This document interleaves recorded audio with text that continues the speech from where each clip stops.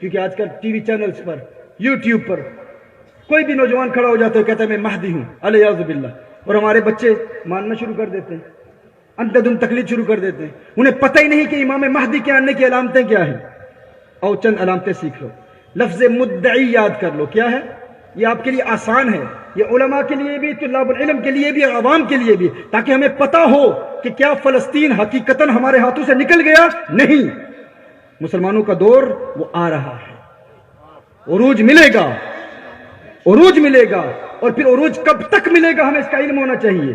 وہ جن کے نزدیک الیاذ باللہ وہ امام مہدی کو دجال کہتے ہیں، آپ کو پتہ ہے جس طرح ہمارے نزدیک ان کی پازیٹیو فورس، جس کو وہ پازیٹیو فورس کہتے ہیں، ہم اسے دجال کہتے ہیں، وہ مسلمانوں کی پازیٹیو فورس کو دجال کہتے ہیں، وہ ان کے نزدیک، تو وہ ہمارے امام مہدی سے مقابلہ کرنے کے لیے تیاری کر رہے ہیں، اور ہم نے دجال سے مقابلہ کرنے کے لیے کیا تیاری کی؟ ہمیں تو پتہ ہی نہیں ہے کہ اشراط الساعہ کیا ہے، ہمیں تو پتہ ہی نہیں ہے کہ آنے والے دنوں میں ہم اپنے بچوں کو کیا پڑھائیں، کہ ہمارا مستقبل کیا ہے۔ تو یاد رکھیں، لفظ مدعی کو یاد کر لیں، کیا ہے؟ مدعی، میم سے مہدی، دال سے دجال، عین سے عیسیٰ، یہ سے یاجوج ماجوج، یہ ترتیب یاد کر لیں۔ کہیں لفظ مدعی، کہیں مدعی، مدعی، چونکہ دجال مدعی ہوگا نا، سب سے پہلے وہ ولایت کا دعویٰ کرے گا کہ میں بہت بڑا ولی ہوں، پھر نبوت کا دعویٰ کرے گا، پھر خدائی کا دعویٰ کرے گا۔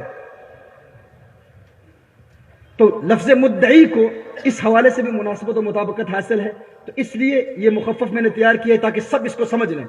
میم سے مہدی، دال سے دجال، عین سے عیسیٰ، یہ سے یاجوج ماجوج۔ امام مہدی کے آنے کی سب سے پہلی علامت کیا ہے؟ نہر فرات سوکھ جائے گی، یوفریٹس ریور ڈرائی ہو جائے گی۔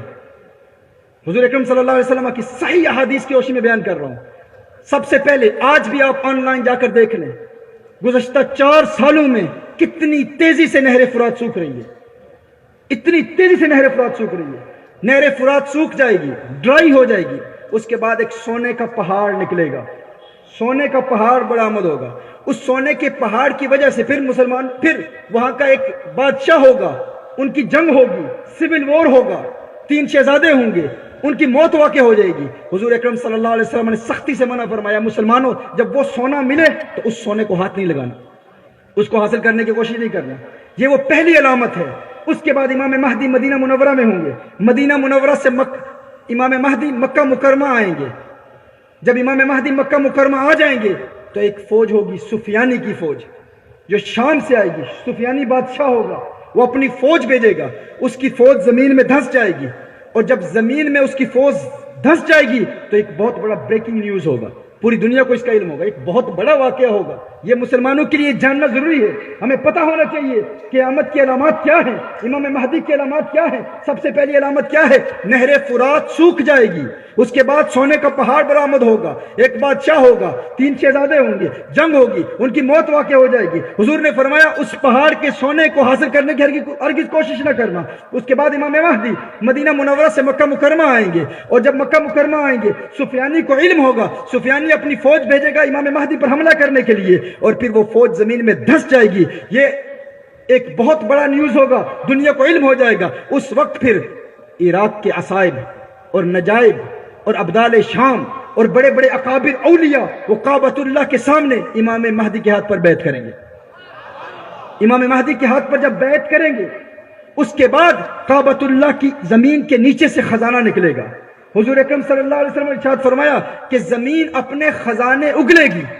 یہ مسلم دنیا کی اکانومی کے پیک کا دور ہوگا، مسلم دنیا کی اکانومی کی عروج کا دور ہوگا۔ یہ وہ وقت ہوگا کہ امام مہدی وہ تمام خزانہ پوری دنیا میں بھیجیں گے، دنیا بھر میں بھیجیں گے۔ یہ وہ وقت ہوگا جب رومنز بھی مسلمانوں کے محتاج ہوں گے۔ لیکن یہ وقت کتنا لمبا ہوگا؟ یہ 7 سے 9 سال کا وقت ہے۔ ایک حدیث میں 7 سال ہے، دوسری حدیث میں 9 سال ہے، 7 to 9 years۔ کہیں 7 کی روایت ملے گی، کہیں 9 کی روایت ملے گی۔ یہ مسلم دنیا کے عروج کا دور ہوگا۔ اس کے بعد قحط سالی کا زمانہ آئے گا، 3 سال قحط ہوگا، پھر آرمگیڈن ہوگا۔ آرمگیڈن جسے بائبل میں آرمگیڈن کہا گیا ہے، ہماری اصطلاح میں الملحمۃ الکبریٰ، الملحمۃ الکبریٰ کا یہ وقت ہوگا۔ یہ بہت بڑی جنگ ہوگی۔ الملحمۃ الکبریٰ کے بعد پھر دجال آئے گا، الملحمۃ الکبریٰ کے بعد پھر دجال آئے گا۔ تو پہلے مہدی، مہدی کے بعد دجال، پھر دجال کے فتنوں کا زمانہ ہوگا، دجال کے فتنوں کے بعد پھر حضرت عیسیٰ علیہ السلام آئیں گے۔ اور یاد رکھیں اب یہ وہ وقت ہوگا پھر مسلمان زوال پذیر ہو جائیں گے۔ جب دجال آئے گا تو مسلمان پھر کمزور ہو جائیں گے، اور پھر عیسیٰ علیہ السلام آئیں گے تو پھر مسلمانوں کو 40 سال کے لیے عروج ملے گا۔ عیسیٰ علیہ السلام آئیں گے تو مسلمانوں کو 40 سال کے لیے پھر عروج ملے گا، اور پھر 40 سال کے بعد پھر وہ زمانہ یاجوج ماجوج کا آئے گا۔ یہ 4 چیزیں اگر آپ یاد رکھیں، میں آپ کو بتانا چاہتا ہوں، اگر آپ اپنے نوجوان نسل کو کفر سے بچانا چاہتے ہیں، بدعقیدگی سے بچانا چاہتے ہیں، تو اشراط الساعہ کو پڑھیں، قیامت کی علامتوں کو پڑھیں۔ جب دجال آئے گا، حضور اکرم صلی اللہ علیہ وسلم سے صحابہ نے پوچھا یا رسول اللہ صلی اللہ علیہ وسلم، دجال تو لوگوں کو کھانا کھلائے گا، دجال تو لوگوں کو پانی پلائے گا، لیکن جو مسلمان ہوں گے وہ کیا کھائیں گے، وہ کیا پئیں گے؟ میرے آقا صلی اللہ علیہ وسلم نے ایک جواب ارشاد فرمایا، یہ جواب ان لوگوں کے لیے ہے جو کہتے ہیں عبد القادر جیلانی کے لیے تم کہتے ہو کہ وہ بھوکے رہے پیاسے رہے، کیا بھوکے پیاسے زندہ رہنا ممکن ہے؟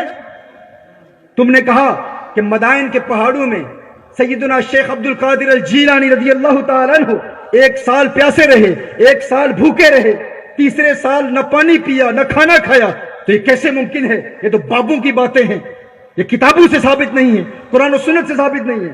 میرے آقا صلی اللہ علیہ وآلہ وسلم سے صحابہ نے پوچھا یا رسول اللہ صلی اللہ علیہ وسلم، جب دجال آئے گا وہ تو کھانا کھلائے گا، جو اسے خدا مانیں گے ان کو کھلائے گا، ان کو پلائے گا، جو مانگیں گے دے گا، مسلمان کیا کھائیں گے؟ ان کے پاس کچھ نہیں ہوگا۔ میرے آقا صلی اللہ علیہ وسلم نے ارشاد فرمایا ان کی غذا اس وقت تسبیحات ہو جائیں گی، تسبیحات ہو جائیں گی۔ جب ہم نے کہا تھا عبد القادر جیلانی کے پاس کھانے کے لیے کچھ بھی نہ تھا، غوث اعظم کے پاس کھانے کے لیے کچھ بھی نہ تھا، ورد اللہ اس کے لیے روحانی غذا بن جاتا ہے اور وہ روحانی غذا زندہ رکھتا ہے۔ انہوں نے کہا دکیا نوسی باتیں ہیں، ہم نہیں مانتے۔ میں کہتا ہوں وقت کے گزرنے کے ساتھ ساتھ یہ ساری کرامات خود ظاہر ہوں گی، لیکن ان کو ظاہر ہونے کے لیے انتظار کرنا پڑے گا اس شخصیت کا جس کا تعلق اصل سے ہے۔ اصل کا نمائندہ کون ہے؟ وہ ہے جس کی رگوں میں فاطمہ الزہرا کا خون دوڑ رہا ہے، وہ حسنی حسینی سید امام مہدی جب آئیں گے تو ساری کرامات کا ظہور پھر ہوتا شروع ہو جائے گا۔ پھر دیکھیں دجال مردے زندہ کرے گا۔ دجال صحیح حدیث ہے، کہا جاتا ہے یہ بابوں کی باتیں ہیں، یہ ولیوں کی باتیں ہیں، یہ دکیا نوسی باتیں ہیں، تم نے کہاں سے نکال دیا کہ مردے زندہ کیے جاتے ہیں؟ مردے زندہ کرنا ممکن ہی نہیں ہے۔ جو کہتا ہے اللہ کا کوئی بندہ مردے زندہ کر سکتا ہے تو وہ مشرک ہے، حالانکہ قرآن کریم کی آیات ہیں وَأُبْرِئُ الْأَكْمَحَ وَالْأَبْرَصَ وَأُحْيِي الْمَوْتَ بِإِذْنِ اللَّهِ۔ عیسیٰ علیہ السلام اللہ کے اذن سے مردے زندہ کرتے ہیں، تو یہ کیسے شرک ہو گیا؟ لیکن جب ہم نے کہا کہ سیدنا شیخ معین الدین چشتی اجمیری اللہ کے اذن سے مردے زندہ کر سکتے ہیں، اللہ جل وعلا انہیں قوت دیتا ہے، کہا شرک ہے، تو میں پوچھنا چاہتا ہوں تم کس کے نمائندے ہو؟ دجال کے لیے مانتے ہو کہ دجال مردے زندہ کرتا ہے، لیکن حضور کے لیے نہیں مانتے، اولیاء کے لیے نہیں مانتے۔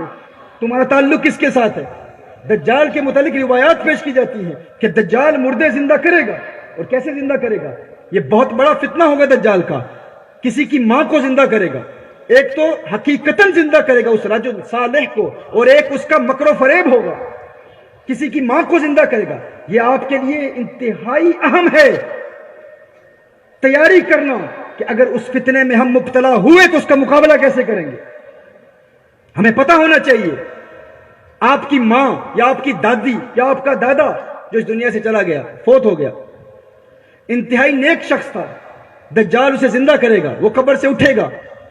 آپ جانتے ہیں کہ آپ کے وہ بزرگ اتنے نیک تھے، اللہ والے تھے، رات دن عبادت میں مشغول رہتے تھے، آپ ان کے لیے دعائیں کرتے تھے، ان کے وسیلے سے اللہ کی بارگاہ میں دعائیں کرتے تھے۔ اچانک آپ کا وہ بزرگ قبر سے اٹھ کے کہتا ہے کہ وہ خدا نہیں ہے، یہ دجال خدا ہے۔ کتنا بڑا فتنہ ہوگا۔ اور پھر دجال کا یہ دعویٰ ہوگا، دجال کہے گا اگر میں تیرے باپ کو زندہ کروں تو مان لے گا میں خدا ہوں، اگر میں تیرے باپ کو زندہ کروں کیا تو پھر مان لے گا میں خدا ہوں؟ یہ دجال کا دعویٰ ہوگا۔ کتنے لوگ جب دیکھیں گے ان کا مردہ باپ زندہ ہو گیا، ان کی مردہ ماں زندہ ہو گئی اور زندہ ہو کر کہا یہی خدا ہے، تو وہ دجال کو خدا مان لیں گے، وہ دجال کو خدا مان لیں گے۔ لیکن جو غوث اعظم کے ماننے والے ہیں، جو خواجہ معین الدین چشتی اجمیری کے ماننے والے ہیں، جو بہاؤدین نقشبند کے ماننے والے ہیں، جو شہاب الدین سہروردی کے ماننے والے ہیں، وہ کیا کہیں گے؟ وہ کہیں گے اللہ کے دشمن تو مردے زندہ کرتا ہے اور اس لیے خدائی کا دعویٰ کرتا ہے، کیونکہ آج بھی کچھ لوگ ایسے ہیں نا جو کہتے ہیں کہ کوئی بندہ اللہ کے اذن سے بھی مردے زندہ نہیں کر سکتا، اور جس کا یہ اعتقاد ہے کہ اللہ کا کوئی بندہ اللہ کے اذن سے مردے زندہ کر سکتا ہے وہ مشرک ہے۔ تو انہوں نے یہ عقیدہ دے دیا، یہ نظریہ دے دیا، یہ فکر دے دی۔ ہمارا نوجوان بھی کہتا ہے کوئی مردے زندہ نہیں کر سکتا، اور جو مردے زندہ کرتا ہے وہی خدا ہے۔ تو جب دجال مردے زندہ کرے گا وہ دجال کو خدا مان لیں گے۔ ادھر معین الدین چشتی کے ماننے والے ہوں گے، عبد القادر جیلانی کے ماننے والے ہوں گے، کچھ نقش بندی ہوں گے، کچھ سہروردی ہوں گے، کچھ رفاعی ہوں گے، کچھ شاذلی ہوں گے۔ اولیاء کے ماننے والے دجال کی آنکھوں میں آنکھیں ڈال کے کہیں گے اے اللہ کے دشمن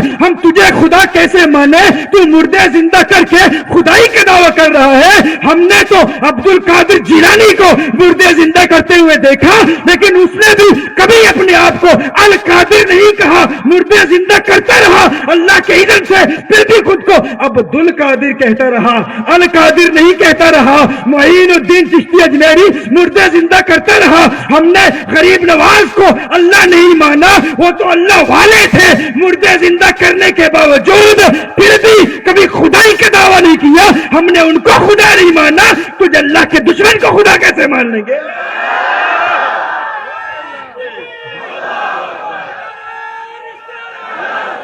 اسی لیے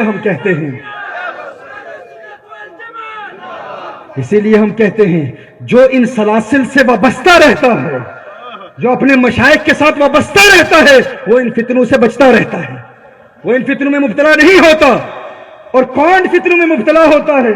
جو کہتا ہے مجھے قرآن کا علم ہے، مجھے حدیث کا علم ہے، میں خود قرآن و سنت کو جانتا ہوں۔ اللہ کے بندے تو نے قرآن و سنت کو کیا سمجھا؟ کتنے قرآن و سنت کو ماننے والے، کتنے قرآن و سنت کا دعویٰ کرنے والے اس وقت دجالی فتنوں میں مبتلا ہو جائیں۔ بچے گا کون؟ جس کا تعلق اہل اللہ سے ہوگا۔ تو میں کیا کہہ رہا تھا؟ حالات کو سمجھیں، اپنے زمانے کو جانیں، ہم کس دور میں ہیں، فلسطین کا مستقبل کیا ہے، ہم مسلمان اپنے مستقبل کو کیسے دیکھ رہے ہیں۔ ہمیں پتہ ہی نہیں ہے کہ حضور نے آج کے دور کے متعلق کیا بیان فرمایا ہے۔ تو آج کی اس محفل میں والعصر کے تحت، زمانہ مصطفیٰ صلی اللہ علیہ وسلم کے تحت یہ بھی یاد رکھیں، آج کے بعد کوئی مہدی ہونے کا دعویٰ کرے تو آپ نے کیا کہنا ہے؟ تو کیسے مہدی ہو سکتا ہے؟ امام مہدی کی جو علامتیں تجھ میں پائی ہی نہیں جاتی۔ کوئی کہے دجال آ گیا ہے، آپ کہیں کیسے آ گیا ہے؟ سب سے پہلے کیا ہوگا؟ نہر فرات سوکھے گی، سونے کا پہاڑ نکلے گا، سفیانی آئے گا، اس کی فوج زمین میں دھس جائے گی۔ امام مہدی کعبۃ اللہ کے سامنے ہوں گے، ان کے ہاتھ پر اللہ کے ولی بیعت کریں گے، سارے اولیاء بیعت کریں گے، اور ان اولیاء کے جتنے ماننے والے ہیں اپنے مرشد کی اتباع میں وہ سارے امام مہدی کے ہاتھ پر بیعت کریں گے۔ دجال کے فتنوں کا مقابلہ کرنا چاہتے ہو تو اہل اللہ کے ساتھ وابستہ ہو جاؤ، امام مہدی کے ساتھ تم ہوگے، تم نہیں تو تمہاری آنے والی نسلیں ہوں گی۔ اور یہ کسی وقت بھی ہو سکتا ہے، نہر فرات اتنی تیزی سے سوکھ رہا ہے، کسی وقت بھی پہاڑ سونے کا وہاں سے برآمد ہو سکتا ہے۔ پھر 7 سے 9 سال کا عرصہ، پھر دجال، پھر عیسیٰ علیہ السلام، پھر یاجوج ماجوج، پھر آگے کی جو آخری علامتیں ہیں پھر وہ ظاہر ہوں گی۔